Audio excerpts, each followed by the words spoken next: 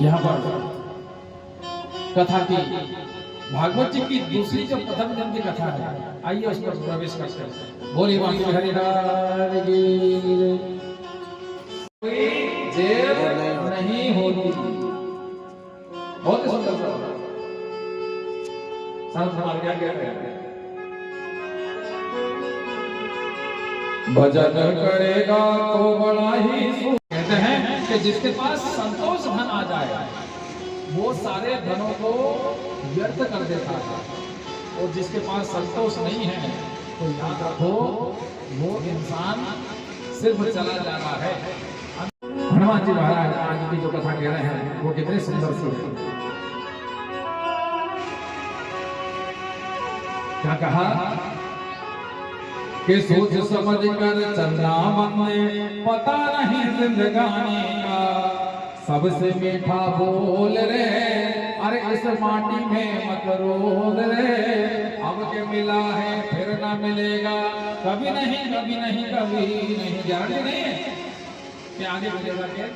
अगर बढ़े तो भोजन को कम कर लो, शरीर का वजन अगर बढ़े तो भोजन को कम कर लो, मन का अगर वजन बढ़े तो विचारों को खत्म कर दो।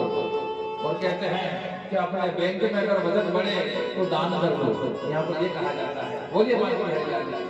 तो जहां पर ज्यादा वजन अगर हो गया, कहते हैं शरीर का वजन अगर बढ़ गया तो शरीर भारी हो जाएगा, मन का वजन अगर बढ़ गया तो विकार उत्पन्न हो जाएंगे, और धन का वजन अगर ज्यादा बढ़ गया तो इनकम टैक्स के शिकार हो जाएंगे।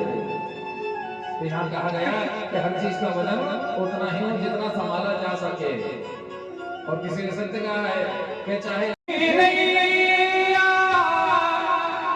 एक भक्त कहता है भगवान से क्या,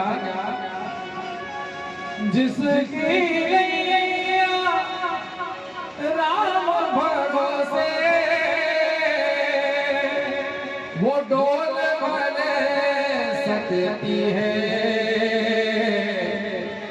डूब नहीं सकती है। बहुत सुंदर सी बात है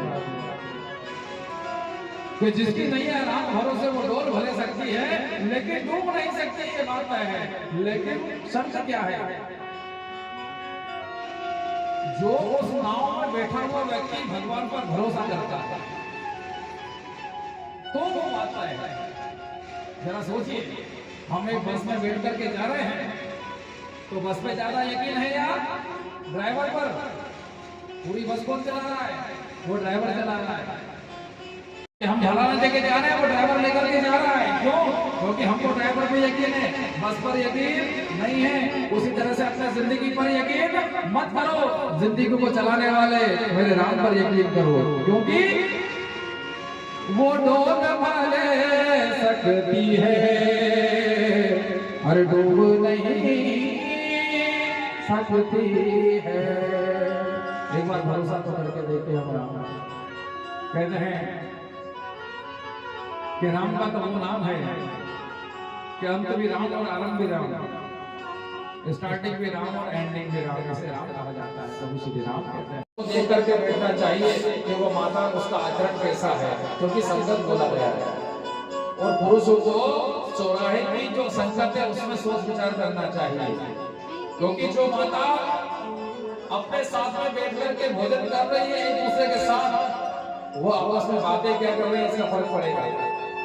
कहते हैं कि माताओं के पास में बातों का इतना भंडार है कि पूरा ब्रह्मांड समान हो जाएगा, लेकिन स्त्रियों की चर्चा कभी समाप्त नहीं होगी।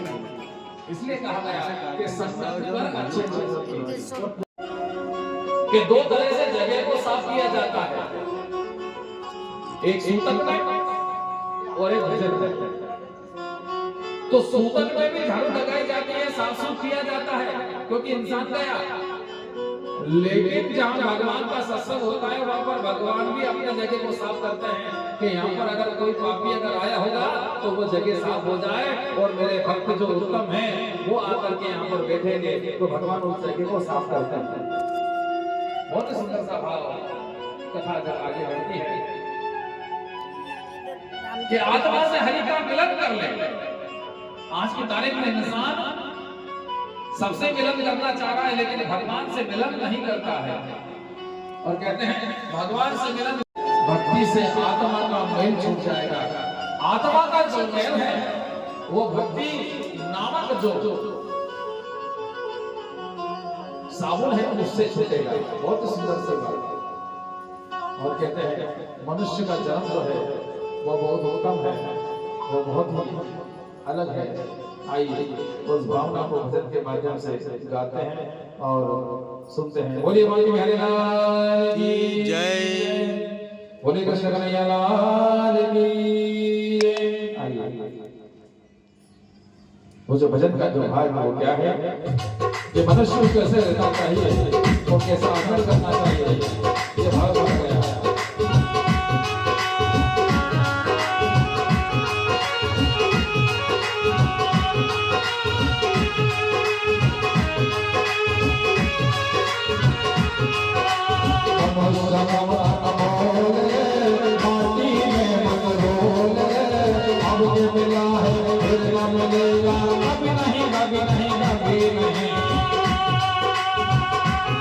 चाहिए। अगर संतों के साथ बैठ रहा है तो सत्य भावना होगी, और असंगति के साथ अगर बैठेगा तो असंगति ही उत्पन्न होगी। और कहते हैं क्या, दवा मिल जाएगी सभी रोगों की। और क्या बोला,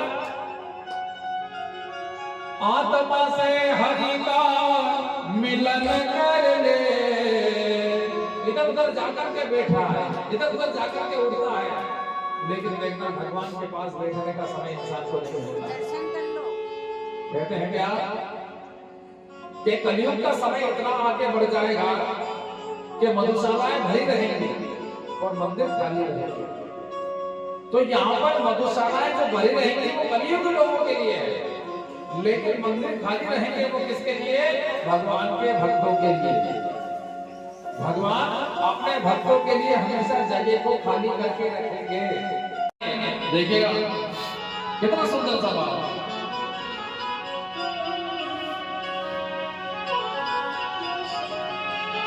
संगत कर अच्छे लोगों की, संगत का असर पड़ेगा।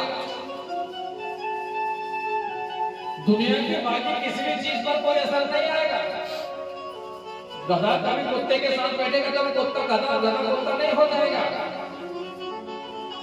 उल्लू कभी कबूतर के साथ बैठेगा तो कबूतर उल्लू नहीं हो जाएगा, उल्लू कबूतर नहीं हो जाएगा। लेकिन एक इंसान अच्छा, अगर ये समझ लो साधु के साथ बैठा तो वो साधु के साथ मिश्रण हो जाएगा, और अगर मक्कार के साथ बैठा तो इंसान मक्कार बन जाएगा। यहाँ कहा गया क्या कि संगत कर अच्छे लोगों की, और जो उपाय कर करके ना मिले उसमें कहा गया क्या, भावना आ रहे हैं, ऊंचे ऊंचे महल को बनाने की कामना हो रही है, और इंसान से पूछो तो कहता है मेरा वैरागी अच्छा हो। तो वैराग का मतलब क्या होता है, जिसका कोई राग ना हो उसे वैरागी कहा जाता है। अब दुनिया के 1760 राग गा रहा है और कह रहा है कि मैं तो वैरागी हूं, इसे वैराग नहीं कहते हैं। वैराग का मतलब क्या होता है, वैराग का मतलब सुनिएगा ध्यान से, वैराग का मतलब ये होता है कि हमारे घर में ऊंचे ऊंचे भली महल क्यों ना हो, उसमें रहने की इच्छा खत्म हो जाए, इसे वैराग कहा जाता है। कितना भी बड़ा घर क्यों ना हो, उसमें रहने की इच्छा ना हो, मंदिर में रहने की इच्छा होने लग जाए, उसे वैराग कहा जाता है। हमारे पास कितने भी गाड़ी घोड़े क्यों ना हो, वो गाड़ी घोड़े में होकर के भी, रह करके भी हमारा जो मन है वो बिल्कुल भक्तिमय रहना चाहिए, इसे वैराग कहा जाता है। इसी को वैराग कहा जाता है। हमारे पास में कितना भी धन क्यों ना हो, वैभव क्यों ना हो, ऐश्वर्य क्यों ना हो, उन सबके होते हुए भी कहते हैं कि मन शांत रहे, उसे वैराग कहा जाता है। ले सकते हैं आप लोग प्रसाद जी। और देखिएगा कितना सुंदर सा भाव, वैराग, जिसका कोई राग ना हो उसे वैराग कहा जाता है, और जो सारे रागों को छोड़ दे उसे वैरागी कहते हैं।